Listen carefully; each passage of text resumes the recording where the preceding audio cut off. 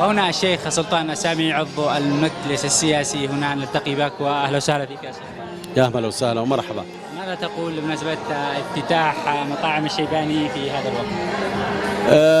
هو نوع من الصمود ونوع من التحدي لما يتعرض له اليمن، وبالتالي نحن نشجع رجال الأعمال بالقيام بافتتاح مشاريعهم في بلدهم، وبالذات في هذا الظرف العصيب، وسنكون معهم وسوف نسهل لهم كثير من الإشكالات وكثير من الأمور. نتمنى لهم دائما التوفيق.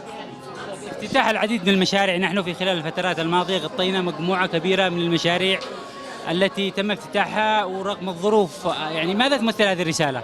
رسالة بأن الشعب اليمني صامد، الشعب اليمني قادر على الوقوف، الشعب اليمني قادر أن يجعل هذا العدوان لا شيء، بل العدوان أمام تحدي كبير.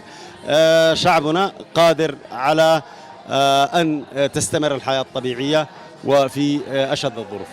طيب شيخ سلطان، ما هي رسالتك لأصحاب رأس المال الوطني الذين ينوون الاستثمار يعني في أموالهم في الفترة هذه؟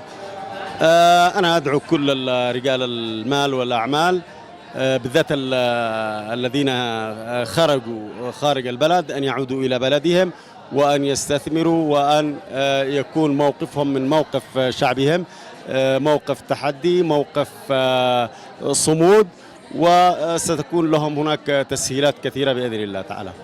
شيخ سلطان شكرا كثيرا. العفو. مع السلامة.